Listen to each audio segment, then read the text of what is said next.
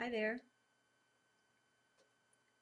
Um, I just recorded 3 written videos, written journals, written videos, that's good. Um, but something's been on my mind a little bit or on my heart a little bit of late, and I thought I'd share that with you live. And that's the Mayan calendar. Um, you know how those South American pyramids always seem to have 9 levels, um, 9 major steps. And that's no mistake. The Mayan calendar shows us 9 major levels. And we're on the very end of the 8th level right now. And in a month or two, we'll be going up to the last level, the 9th. And so if you can imagine one of those step pyramids, and I'll see about putting an image in here if I can figure out how to do that after I've done the spoken part. But you've got the 9 levels, and so we're getting ready to step up to the very last one, the smallest one, right on top. And creation is divided into 7 days and 6 nights. Well, that's 13 sections, if a day and a night are equal in length of time. And so each level of the pyramid can be seen to be divided up into 13 sections for the 7 days and the 6 nights. And I'm going a lot of this on Carl Kalaman's work. He's my favorite explicator of the Mayan calendar. Up to now, I mean, now that Don Alejandro and the Mayans themselves are beginning to speak out, they're going to be the ultimate authority. But Don Alejandro approved overall Carl Kalaman's work. And, you know, that speaks volumes for me because he's the grandfather, the supreme elder perhaps of the Mayan peoples, at least in South America, if not in the world. Okay, so we're getting ready then. Right now we're in the 7th day. And we're getting ready to finish off the pyramid, to finish off the Mayan calendar. And each of these levels has been roughly equal, and yet each level has all the change that's taken place on that level has been more and more compressed by a factor of 20 is the calculation of Dr. Kalaman. And so each time we go from one level to the next level up, things will be happening 20 times faster than they did before. In the 8th or galactic level or cycle, which we're finishing up now, we have the 7 days and the 6 nights. So we have the 13 equal periods. They were approximately a year, 360 days, I think. And so it's taken us about 13 years to traverse this level. The next one, we're getting ready to traverse the same amount of change or more in less than a year. We step into the very last level, the new cycle, and this intensification of change on either February 11th, or I've seen the date also is March 9th. So in other words, in a month or two. And what has taken 360 days as a cycle to complete, the 13 cycles on the last level will finish in 18 or 20 days each. So imagine that, if you will. Look at how fast change has been for you. If your memory's good, you can look back 13 years and look at yourself and freak out that it looks like it must have surely been some other incarnation. It couldn't have been this one. You've changed so much. But just look at the change for you, let's say in the last year. Where were you a year ago today? If you have journals, get them out and read them a little bit. I'm reading mine to you all of the time, and I know I can see a significant difference in where I was a year ago and where I am now. And so look at the change that's occurred in the last year. Now imagine all of that change stuffed into 18 days or 20 days. Interesting, huh?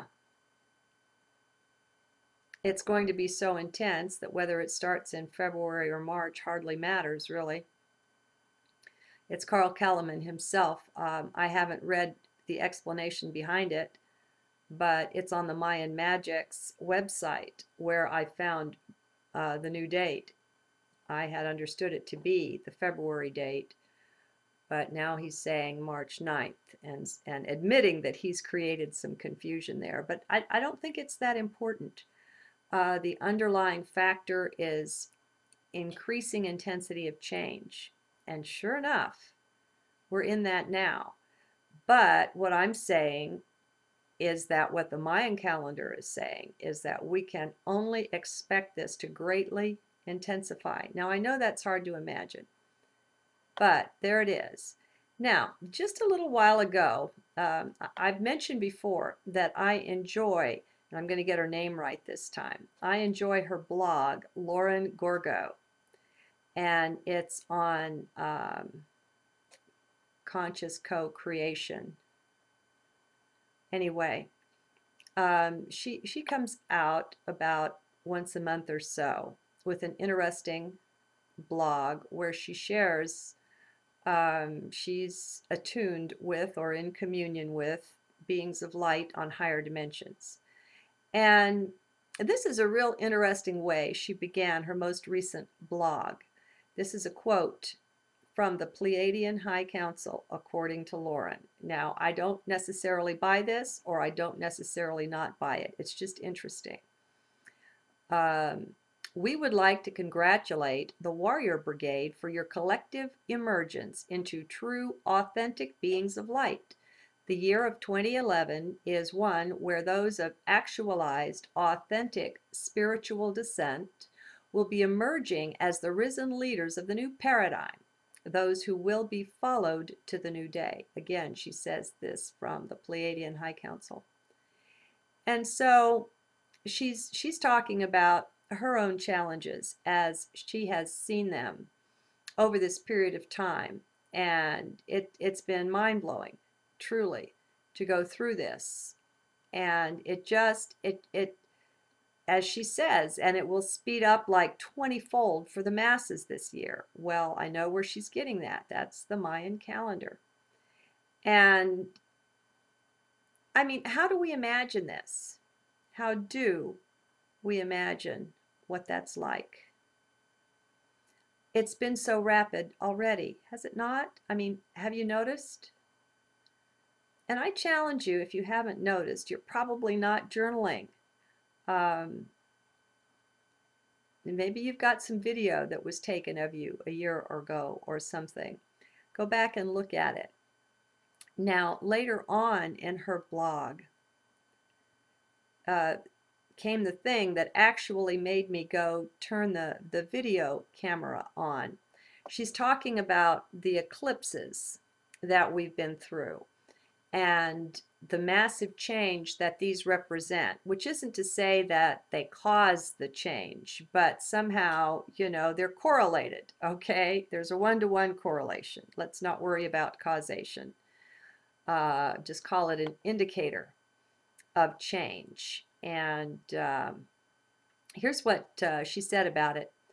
That unbelievably powerful eclipse sandwich portal that blasted us out of our past for good created a massive separation between our old identity and our new sense of trueness. And that's really interesting. You know, we had the lunar eclipse, the full moon eclipse on solstice, and then hardly 2 weeks later we had the solar eclipse, which was partial for the sun. And so, yeah, being sandwiched in between there, um, we're changing, and it's like cutting us off from what was and ushering us into the new. I can see that. Where is it though? Oh, here's the. She said at 4 a.m. This is fun. At 4 a.m. this morning, the Pleiadian said to me, "If your life was about to become all that you'd ever dreamed of, what would you need to do right now to prepare yourself?" What a question. Think about it. What comes up for you? And I'm not going to read any more in that, or I'm going to have to get her written permission to be sharing this with you. I think it's a really great question, because if we can ask that question of ourselves honestly, what comes up for me anyway is I get to see my resistance to life, my resistance to the moment, my resistance to accepting that everything is as beautiful as it could be right here and right now. Even though we get rid of a lot of our old ideas about time and about being linear, and we want to be unlimited and all of that, it sounds really nice. But if we're only getting it with the mind, that hardly counts. I mean, it's nice and it's handy, but it's not worth much. When it comes to real change, it's not done via the mind. It's done via the heart. And so if we go in heart and look at that, if your world was about to become all that you could have ever hoped or dreamed it would be, how would you need to change to get ready for that, to welcome that? You know, what would your focus need to be in order to greet that? In what way are we resisting the concept that our world is wonderful, just as it is, right here and right now? Are we still putting perfection off into some mythical future? I think we are. And I think to the extent that we're doing that, we're limiting ourselves, because everything is beautiful just like it is. And forget the mind with this, okay? The mind is incapable. It cannot grok this whole concept. It sounds loony to mind. So what? Do we care? I don't. And if you do, then maybe you're still locked within mind. I don't know. I mean, all I can report on is me. You know that. I can't report on what it's like to be you. But we are finding that we're echoing one another in our experiences. You know, looking at someone else's experiences, sometimes it's almost like looking in a mirror. And so we're not so much alone. Separation's been the name of the game that's been played with us. It keeps us apart both from one another and from our own inner or higher self. And it's an illusion. But as long as we accept the illusion, then that's how we've used our free will. And we're bound by that. Why? Because we chose to be. It's a little bit like needing to know your rights. If you've done any driving through different countries, or with me, it's just been across country here in the USA. I've been in most of the states. I think I've lived in 14 of them. And so you've got to know, if you're an experienced traveler, that it's not up to anybody else. It's up to you to know what the laws are, the traffic laws, in the states that you're driving through. Mostly it's just when the light is red. Can you stop and then make your turn on the red light, or do you have to wait for the green? Things like that. And you can get ticketed, and it's no excuse. Well, officer, you know, I'm from Vermont, and we're in Minnesota here. How should I know?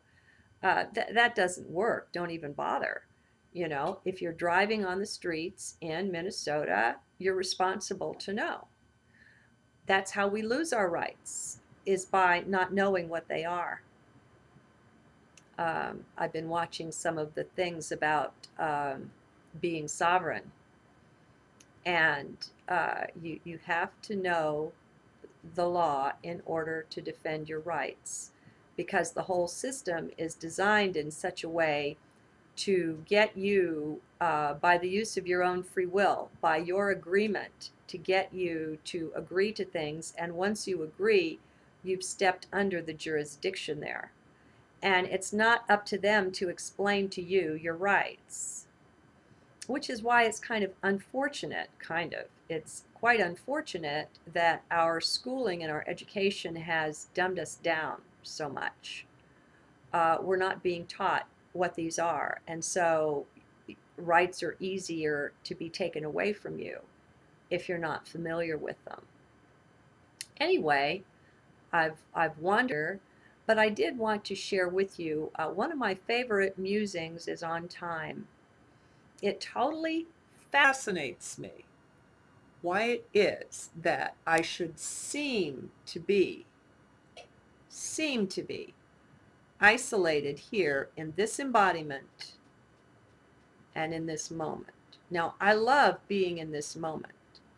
I have found more freedom by pulling myself away from the future and the past and pulling myself right into the now. The mind always wants to either be in the future or the past or another place. The mind resists just being quietly here in the now. And so it's a great joy on learning to go into heart, because there's a magical kingdom that is accessible only through the portal of the present. There's just not another way. The portal of the present, the now, the heart, call it what you will. When we come into consonance with this very moment, this very step that we're taking, not the next one. I mean, look at yourself. If you're walking across the room in order to go turn off or turn on a light, if you watch yourself, you'll notice that your awareness is on the light switch.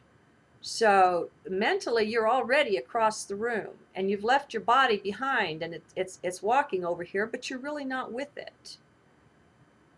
And so it's very subtle in ways like that, and it's fun. To me, it's a joy. It's a game that's fun to play. When I'm walking down the hallway, it happens most often when you've got a long straightaway. Whether you're walking down your hallway in your house or you're driving down a long straightaway on the highway, there's a tendency to go faster, and you're getting ahead of yourself. You're looking at that long straightaway, and you're not really present where you are in the moment. And in Asia, they're so good with curvy things and with things to interrupt the flow, the feng shui of things. There's a good understanding of that. For myself, I've just placed the various crystals and the Buddha statues and things. I've got a nice one of Ganesh that's suitably placed where I have to walk by it to go just about anywhere in the house. And it's become such a habit. It's very handy now that whenever I pass it, I pause and I center. And it's that simple. I just pause and acknowledge the moment. I collect myself. I stop walking. I stand still. Just a moment. And it's been a great blessing. So that's worked for me. You know, comment me on what works for you. It doesn't matter. The little things that we do, you know, I used to do Post-it notes, put them everywhere. It doesn't matter. It doesn't matter. It's a fun game to just try to collect yourself, to try to be with yourself, because mostly we're spread out. And when we're spread out, we're vulnerable, number one, and we're not really accessing the fullness, the wholeness of ourself, number two. And it's a lot more fun to be present than not to be. And so I'll leave it there. And I'll see you later. Good day. Good now.